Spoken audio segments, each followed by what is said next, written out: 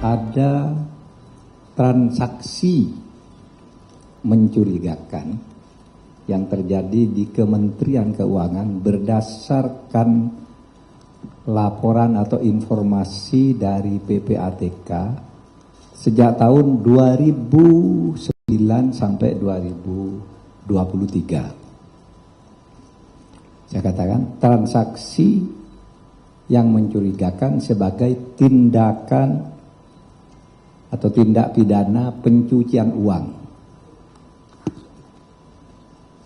Tindak pidana pencucian uang itu bukan korupsi itu sendiri.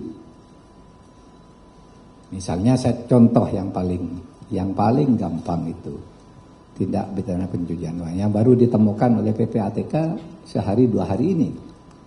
Orang laporannya ke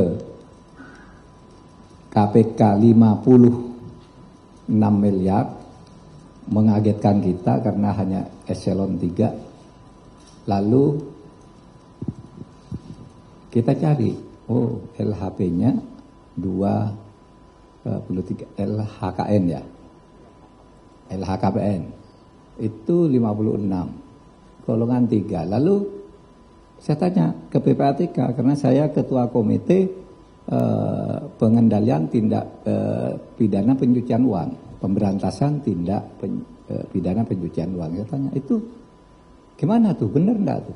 Lalu dibuka, Pak, ini ada surat tahun 2013. Kami sudah temukan indikasinya bahwa yang bersangkutan diindikasikan melakukan tindak pidana pencucian uang.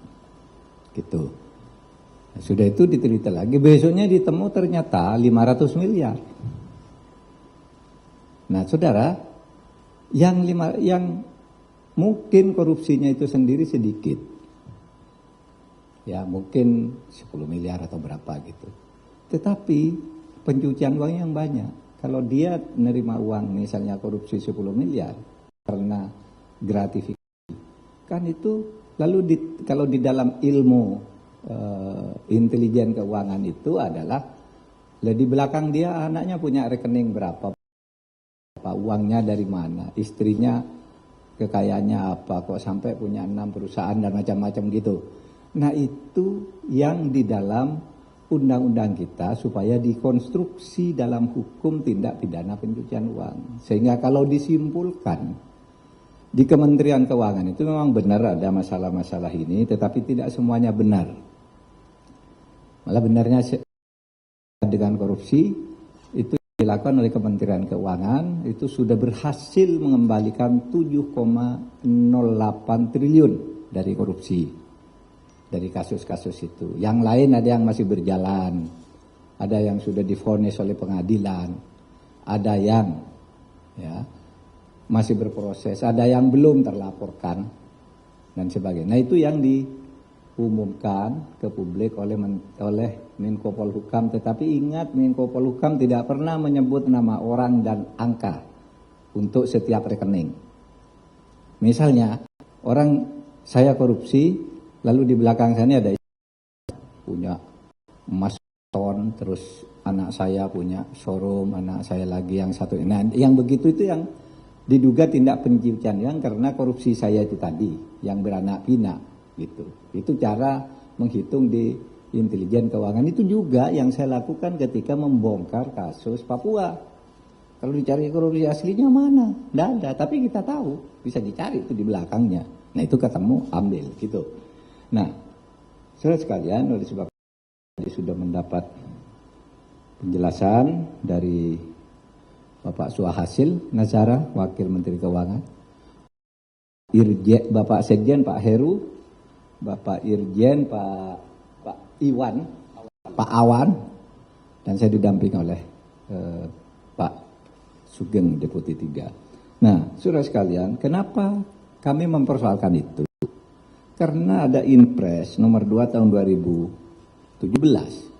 Setiap informasi dugaan pencucian uang yang dikeluarkan oleh PPATK itu baik karena permintaan dari instansi yang bersangkutan ataupun karena inisiatif PPATK karena laporan masyarakat, Itu begitu dikeluarkan, nanti harus ada laporannya dari instansi yang bersangkutan menurut Inpres.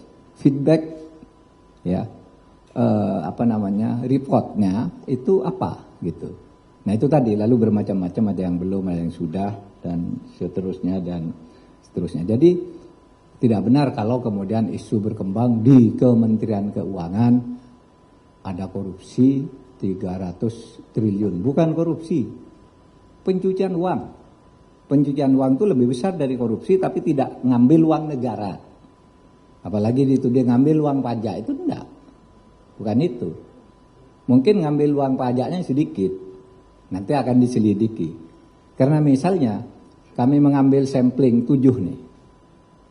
7 kasus dari 197 kasus yang dilaporkan itu, 7 kasus itu tindak pidana pencucian uangnya sudah dihitung 60 triliun ya Pak Sugeng.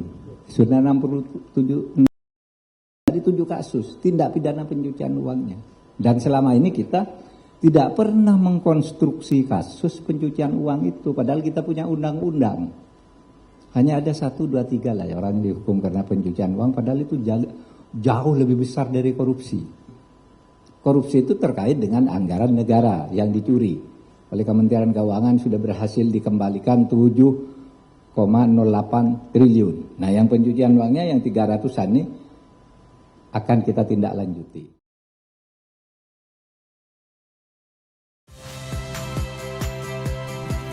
Saya Harjuno Pramendito. Saksikan program-program Kompas TV melalui siaran digital, pay TV, dan media streaming lainnya. Kompas TV, independen, terpercaya.